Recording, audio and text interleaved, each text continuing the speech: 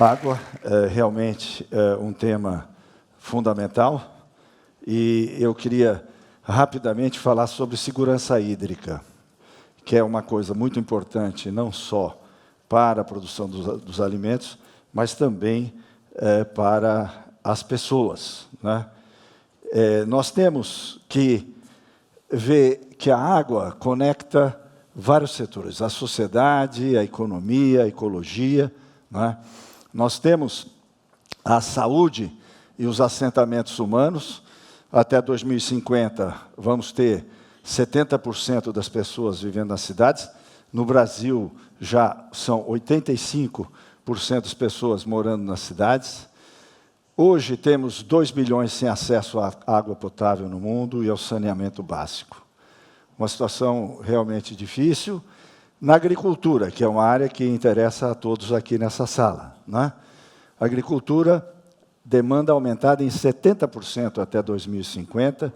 70% de toda a água do mundo é usada na irrigação para a produção dos alimentos. Energia e indústria, demanda aumentada em 40%. 1,3 bilhão não tem acesso à eletricidade. 50% das nossas áreas úmidas estão perdidas. Os rios, muitos dos nossos rios, já não alcançam os mares. Eu tenho aqui um resultado de um estudo da Intelligence Council americano, que dá conta que os grandes problemas que vão dominar o mundo até 2030, nós temos aí a questão de uma difusão do poder, né? China, Estados Unidos hoje dividindo o poder, padrões demográficos, não é? Que as pessoas vão estar morando mais no ambiente urbano, e esse conselho coloca o nexo entre alimento, água e energia, porque nós temos que olhar no âmbito da bacia hidrográfica. E esse pessoal mostrou que a água vai se tornar a mais importante fonte de problemas relacionados com energia e minerais, tanto a nível local como lutas entre estados. Eu vou mostrar aqui o Fórum Econômico Mundial, que está acontecendo em Davos agora, onde as lideranças empresariais se reúnem, e aqui nesse gráfico mostra a probabilidade de acontecer um determinado impacto em diferentes setores da sociedade. E vejam que o que esse pessoal tem indicado é de que o suprimento de água e a limitação de alimentos no futuro é o que preocupa mais, não só o setor público, com o Intelligence Council americano, mas também com o Fórum Econômico Mundial, que está acontecendo agora. Nós temos uma variabilidade hidrológica muito grande no mundo, né? Nós temos aí que até 2025, 2/3 da população mundial viverá em países com intenso estresse hídrico. Aqui nesse mapa, né, mostrando as diferentes áreas do mundo onde esse problema do estresse hídrico é muito importante. Aqui, no nosso país, concentrado na região Nordeste. Algumas frases de alguns líderes mundiais, né? O ministro do Planejamento da Índia, que diz que podemos solucionar o problema energético, mas não sabemos resolver o problema da água. O premier chinês Wen Jiabao disse: escassez de água é uma ameaça à própria sobrevivência da nação chinesa.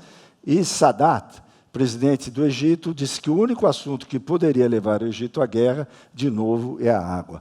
Existe uma questão muito séria no Nilo, né, com os países que estão águas acima, Etiópia e Sudão, que agora começam a se desenvolver, hidroeletricidade e também a produção de alimentos, que isso vai impactar o Egito, que fica águas abaixo. Aqui uma amostra de que a alta variabilidade climática tem um impacto muito grande nos países em desenvolvimento, né?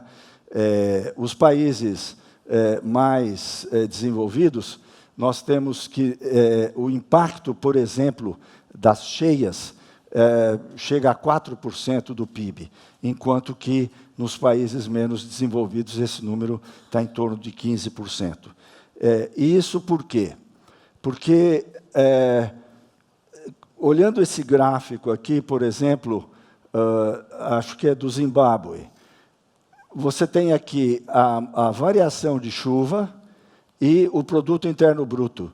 Vejam a extrema correlação que existe entre essas duas variáveis. Por quê? Porque eles não têm armazenamento de água, eles não têm reservatórios, eles não têm barragens. Por exemplo, a Etiópia tem um número que é 240 metros cúbicos por habitante ano, enquanto que a Austrália tem 5.000, os Estados Unidos 6.000, o Brasil 3.000. Né? Então, os países mais pobres, que têm problemas de desenvolvimento, sofrem muito mais com a variabilidade climática. Bom, olhando aqui agora a situação no estado de São Paulo, queria trazer a situação da crise hídrica que nós vivemos aqui no ano de 2014, 2015, quando se observa nesses gráficos aqui, vermelho é mais seco, azul é mais molhado. Então, observo que 2012 foi um ano relativamente seco, 2013 choveu um pouquinho, e aí, janeiro, fevereiro e março, que é a estação chuvosa, 2014 foi extremamente seca. Isso resultou, então, nesta foto do sistema Cantareira, né? Que aqueles que moram aqui na região metropolitana lembram-se muito bem. E o que é esse sistema Cantareira, né? Aqui estão de onde vem a água da região metropolitana de São Paulo, né? Nós temos aí 9 sistemas que trazem essa água de diferentes locais. O Cantareira, que é o mais importante, que é uma transposição de águas da bacia hidrográfica do rio Piracicaba para a bacia hidrográfica do rio Tietê, que está aqui, né? Então, esse sistema é um sistema que dependia, até a época da crise, muito no sistema Cantareira, né? E o que é esse sistema Cantareira? Você tem lá naquela bacia do Piracicaba o reservatório Jaguari, Jacareí, Cachoeira, Tibainha e a represa Paiva Castro. Toda essa água desce assim por gravidade, aí chega ali em Franco da Rocha, naquela região, tem uma estação elevatória que eleva essa água 100 metros, vai até a represa das Águas Claras e passa na estação do Guaraú, onde nós tratamos, Sabesp, 33 mil litros de água por segundo. É uma estação enorme, só perde para a estação do Guandu, no Rio de Janeiro, 43 metros cúbicos por segundo. Muito bem, o que foi que aconteceu na crise hídrica na região metropolitana de São Paulo? Aqui nós temos a vazão afluente a todos aqueles reservatórios do Cantareira, o valor ao longo dos meses, né, de janeiro até dezembro, aqui julho, agosto, setembro é a estação mais seca. Então, você tem aqui a média, tá certo? Da ordem de 60 metros cúbicos por segundo, etc. 60 mil litros de água por segundo. Aqui foi a pior observação ao longo de 84 anos de observações, quer dizer, a média mensal ao longo de 84 anos de dados históricos. E o que aconteceu em 2014? Nós tivemos esse padrão aqui, que foi metade do pior que já tinha acontecido na história. Então, realmente, é uma situação absolutamente fora da curva, né? Por isso que foi desesperador. Eu era secretário de Saneamento e Recursos Hídricos na época, o governador Alckmin me convidou, no dia 20 de dezembro, e aí o nível do sistema Cantareira era 5% já do volume morto, que eu vou mostrar aqui o que é. Olha aqui, janeiro, vejam, aqui o nível do reservatório de 45, chegando a zero, né? Se chegasse a zero, nós não teríamos reservação nenhuma. Nós dependeríamos simplesmente da vazão afluente à Cantareira. Vejam, tudo isso daqui resultou no quê? Um conflito entre o abastecimento das pessoas e a produção de alimentos, né? Nós tivemos a situação de o DAE fiscalizar os produtores de hortaliças do Alto Tietê, que abastece o Brasil inteiro, é a Califórnia do Brasil, né?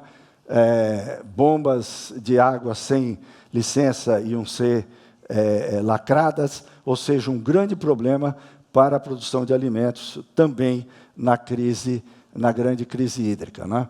Aqui, afeta a produção de hortaliças, prejudica a produção de hortaliças no Sertão Verde de São Paulo. O que nós fizemos? Uma estratégia com 5 elementos. Um programa de bônus e ônus, ou seja, demos descontos para quem economizasse água e fizemos uma tarifa adicional para quem passasse da média de consumo anterior. Transferência de água entre sistemas de distribuição, porque a crise se concentrou no sistema Cantareira, e como viram, nós tínhamos na época 8 daqueles sistemas, o 9º sistema foi construído em seguida da crise. Diminuição da pressão em tubulações para reduzir as perdas, porque à noite, quando as pessoas não estão usando a água, a pressão é muito grande e há um vazamento, há uma perda. Então, instalamos as válvulas. E utilização do volume morto e ampliação da capacidade de produção de água e de armazenamento. Então, vejam que foram aqui fotos do volume morto, que nós passamos a bombear a água do volume morto, e na época, esse nome volume morto, que vem do setor elétrico, que é um volume do reservatório que não gera energia, e todo mundo achava que era água de má qualidade, não tinha nada a ver, né? Um nome técnico. Aqui, a interligação dos sistemas que nós fizemos, o Alto Tietê, né? Na região leste, trazendo mais água para a região que era abastecida pelo Cantareira. A mesma coisa com o Guarapiranga, ajudando o Cantareira. Então, essas interligações foram feitas. Aqui, a redução expressiva do consumo, que, por sinal, hoje, sem instrumentos econômicos, a população mudou o padrão de consumo, né? Nós estamos consumindo de forma mais eficiente, mais racional. Aqui, 83% da população estava economizando água nesta situação da crise. Mais fotos aí das interligações. Nós fomos pegar água no Rio Grande, que é um afluente da represa Billings, jogando no sistema Alto Tietê. Com isso daqui, nós conseguimos, então, reduzir de 70 mil litros de água por segundo, no auge da crise, a 49 mil litros por segundo. Com isso, então, conseguimos superar a crise. Aqui, só para terem uma ideia, como estava aqui a tomada de água lá no reservatório Jaguari, que é o maior deles. Vejam, em agosto de 2014, como é que estava. E aqui, em 2016, depois dessas obras que nós fizemos em tempo recorde, e aí, realmente, a Sabesp foi especial no tratamento desse problema. Fizemos interligações mais parrudas, trazendo água da bacia do Rio Paraíba do Sul. Houve aí uma questão federativa com o Rio de Janeiro, uma questão política, mas que não se sustentava tecnicamente. No fim, teve que ir até o Supremo Tribunal Federal, só para terem uma ideia de como a água tem uma conotação política muito importante. O sistema Jaguari-Atibainha, que faz a transferência de 5 mil litros por segundo, e o sistema São Lourenço, que traz água lá da Serra do Mar, na bacia do rio Ribeira do Iguape, por 80 quilômetros, subindo 300 metros. Obras extremamente importantes. E aqui, um fato super interessante. Aqui é o armazenamento do sistema Cantareira, esse azul aqui. Se nós não tivéssemos construído toda essa infraestrutura, em 26 de novembro, nós teríamos entrado no volume morto. Ninguém ficou sabendo, não é? Por quê? Porque fizemos esse trabalho na demanda mais racional, lógica, eficiente, por parte da população, e infraestrutura, obras de engenharia hidráulica, extremamente necessárias, e ninguém percebeu. O resultado dessas transferências de água do Paraíba do Sul e do Ribeira do Iguape fizeram com que, em novembro do ano passado, estivéssemos em 38%. Hoje estamos em 40 e pouco, 45% do sistema. Muito bem. Então, após isso, aprendemos que temos que trabalhar com consumo racional, equipamentos poupadores, individualização das unidades, para que as pessoas, num prédio, gaste bastante, porque sabe que vai dividir por todos. Não. Tem que ter individualização, controle de perdas e reuso de água. Aqui, a situação pós-crise, já não há mais problema de abastecimento para o setor agrícola, nas diferentes bacias. A mesma coisa. E qual é o caminho para reduzir o risco, tanto na cidade como no campo? Sem dúvida nenhuma, infraestrutura. É isso que nós precisamos entender, que sem a infraestrutura, sem os reservatórios, nós não vamos conseguir a segurança hídrica desejada. Mas é só isso? Não. Tem que ter boa governança. O que significa isso? Instituições públicas de gestão sólidas, envolvimento dos usuários no processo de tomada de decisão, ou seja, não é só o governo, mas tem que todo mundo, a sociedade civil organizada, participar junto. Planejamento de curto, médio e longo prazo no nível da bacia hidrográfica. Sistema de outorga e fiscalização de uso. Não pode ser o camarada vai lá, põe uma bomba no rio e começa a irrigar o campo dele. Não, ele tem que analisar se tem, e tem que usar tecnologia para que o uso seja eficiente, para que ele não irrigue quando tem uma previsão de chuva no seu campo de produção de alimentos. Instrumentos econômicos de gestão. Poluidor-pagador. O sujeito tem que pagar para usar a água. O instrumento econômico é fundamental para que a gente possa alcançar a segurança hídrica. E, com isso, eu agradeço a atenção. 1 minuto e 52 antes do tempo. Muito obrigado.